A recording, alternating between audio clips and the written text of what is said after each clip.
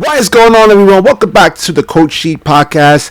It's your boy Rashid White. All right, let's get into it. We're going to get into Colin Cowherd's insane statement in terms of trading LeBron James. Now, I want to put a disclaimer out here. I am not a LeBron James fan, nor I am a Laker fan, which means I can actually look at this whole situation pragmatically, not with any type of emotional bias like Colin Cowherd and some of the other pod trashers out there that you guys actually listen to.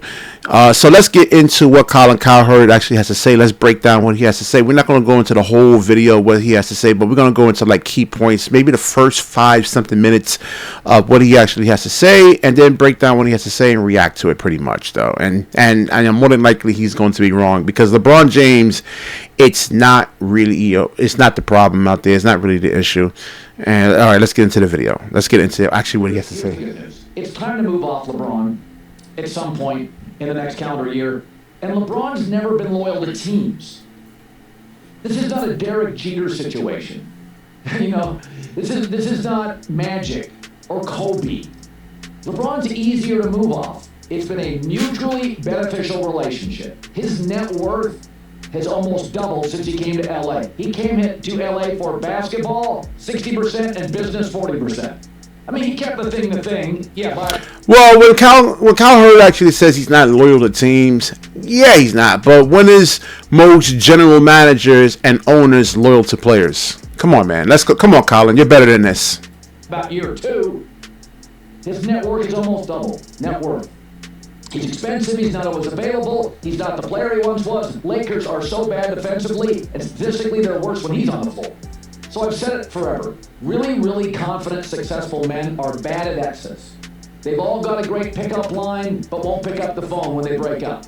That's what successful, confident men do. LeBron's been great for the game. There's a little LeBron fatigue around the league, I get it.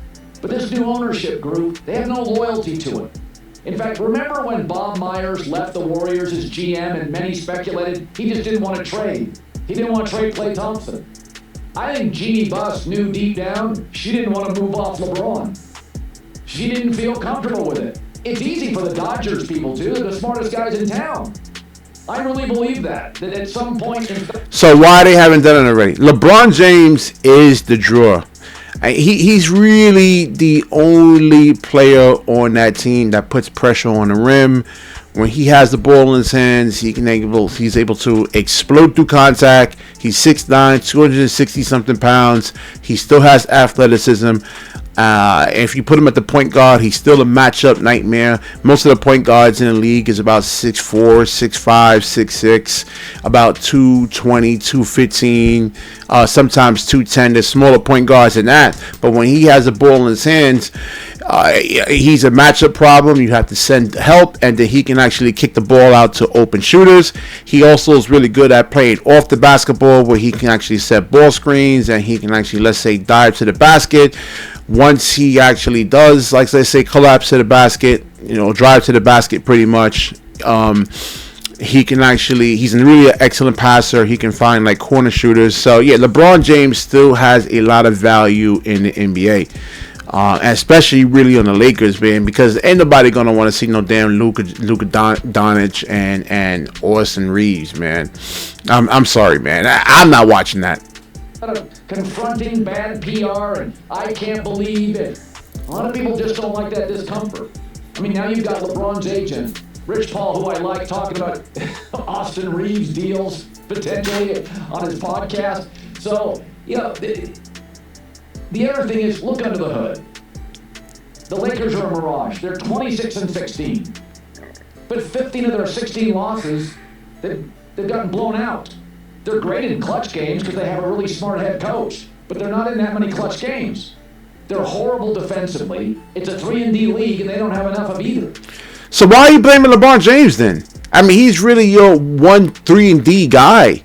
Now, you don't want him to carry you for a whole 82 games and the playoffs. He really can't give you that anymore. And I think really more or less he's really conserving his energy for the playoffs. But if you look at Luka Doncic, I mean, he was number one in blow-bys last season. If anything, you trade Luka Doncic, he's not helping you. I mean, the Lakers right now have too many deficiencies on their team. Luka is actually, I wouldn't say even a great offensive player, because if you can keep him under 10 free throws and he's not getting the whistles, then he's really rendered useless. I don't even think, when I really think about this, he's not even a top 40 player. I could think of so many players that are actually just that has more value. Not to say that they're better than Luka, but like in terms of more value, they play both spectrums. They play defense and they play offense. DeAndre Ayton, good offensive player, decent offensive player, but a horrible defensive player. Vando, good defensive player, horrible offensive player. That's not on LeBron. That's roster construction. That's on Rob Polinka.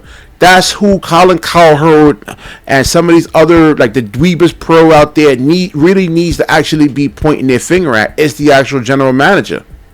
Now, I know he's probably going to go into the whole Russell Westbrook brick thing. But listen, general managers don't make mistakes in terms of getting players on their team. It happens all the time. So if LeBron James makes one mistake, and that's really more Russell Westbrook's fault for not actually just working on his game, expanding his game over the course of his career, and not be able to, he doesn't want to cut. He doesn't play off the basketball. That's a Russell Westbrook thing, man, if he can't fit into a roster. No rim protection, not very athletic. This is a Luka, J.J. Redick, and maybe Austin Reeves franchise going forward. Both of those guys cannot guard. You're not winning anything with them.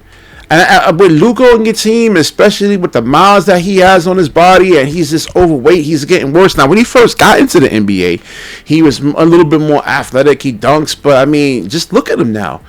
Compare him out there to the Cade Cunninghams, the Shai Gilgeous-Alexanders.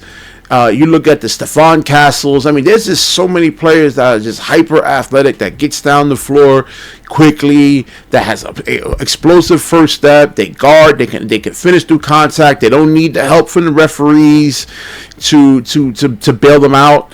So I mean, it's really Luka Doncic and Austin Reeves is your real problem.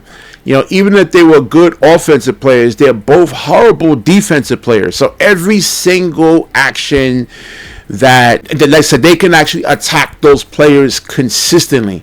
So let's say if they were playing the Orlando Magic, they could spread the floor out, get a high ball screen. Now you got not Luka Doncic. Let's say Austin Reeves switched on the Paolo Banchero. If you don't send any type of help, he's going to keep constantly scoring. And he's going to go 8 out of 10 from the field or 15 out of 16 from the field. Now you have to send help.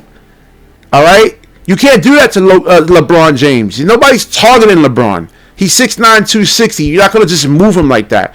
But with Austin Reeves, you can actually do that. And with Luka Doncic, you can just blow by him. So again, you still have to send help. So I don't understand what's all this fantasies over like Luka Doncic and Austin Reeves. They're both garbage. I'm sorry. And again, I'm not a Laker fan. And I'm not a LeBron fan. I just want to really kind of reiterate that. So if you look under the hood, they're a mile from San Antonio and Oklahoma City and Minnesota and Houston. They're a mile from those. I don't think they're as good as Detroit long term. The Knicks eventually will get it figured out. And next year, Halliburton and Jason Tatum come back. And Philadelphia is on the rise, and so is Orlando. So it's actually easy, or I should say easier, to move off people who've been highly mobile. Right? Like LeBron's bounced around the league. He's been the ultimate opportunist, and I totally defend him on that. He has been front and center of the player empowerment era. Barclays and Jordans, they're not as comfortable moving around. But now, these days, if you don't consider moving, people look at you and go, are you crazy? That's because of LeBron. LeBron's been great for players. Tiger Woods was great for golf. LeBron's been great for NBA player empowerment. Is he good for the ratings? Well, Lakers still get a lot of ratings when they play the Warriors every Christmas or near then. But it's easier to move off somebody that's moved off multiple teams. LeBron is a businessman at this point first. And a basketball player, Well, and just like how other teams are a business first, right? I mean, if a player gets injured or he just doesn't have it, they're going to move off that player. And let's say if you have incompetent general managers, I mean, LeBron has every right to move away from that situation and find competent general managers that actually knows what the hell they're doing. It's always one-sided with Colin Cowherd. Oh, keep the thing. But for his entire career, he's a basketball guy that did business. LeBron now is kind of a business guy who's still pretty good at basketball. But moving off him is not difficult. The agents. So that means at 41 years old, that means he's still committed. Listen, there's so many guys, and this is one thing I gotta respect LeBron for. He could have easily retired, right? He's worth, was it like $800 million, almost a billionaire, if I'm not mistaken or not. He has love and passion for the game. All right. If he wants to do business, he can actually just go and do podcasts and he will still get like hundreds of thousands of views. He has a love for the game. I mean, you guys are just, I don't get what's wrong with people today, man. I don't get it. I don't know if Colin Cowherd just actually does just say stuff just for ratings and just to like irk people. And there's a lot of anti-LeBron people out there. So he really kind of like placates to those type of guys. But they're a worse team defensively when he's on the floor. He's not always available. You can be a credit to the game, and it can be time. But part of me thinks the Lakers sold this because the discomfort of the LeBron exit. LeBron's exit, he's been exiting his entire career. He exited from Cleveland, his hometown, twice. Pat Riley. And remember, when he chose the Lakers, they stunk. He didn't choose the best basketball team. He chose the best economy in the country, Los Angeles. That's what he chose first. This was not a good operation. He could have gone to 4 other teams when he was closer to his prime. And he's still good. But it's not a criticism. I can think 2 things. All-time great, unbelievable asset to the league. All right, I'm going to wrap this up over here. It's not a LeBron problem. It's a roster construction problem. Basketball, unless you go out there, you watch Baller's Life and Off the Dribble, one of those leagues right there. But as far as the NBA, basketball is a team sport. It's not a one-man thing, okay? When you look at the offensive schemes that a lot of these teams run, they're not targeting LeBron James. They're targeting Luka Doncic, and they're targeting Austin Reeves. That's who they actually targeting. Those are the weakest links on the team. And in basketball, you must play defense. You have to play defense, or you're a liability out there, and you shouldn't really be on the floor. All right. So Cade Cunningham actually plays defense. Shays plays defense. Paolo plays defense. So like Jaylen Brown plays both ends. He was a Finals MVP. You gotta play defense, guys. I don't understand why people aren't pointing this out over here, man.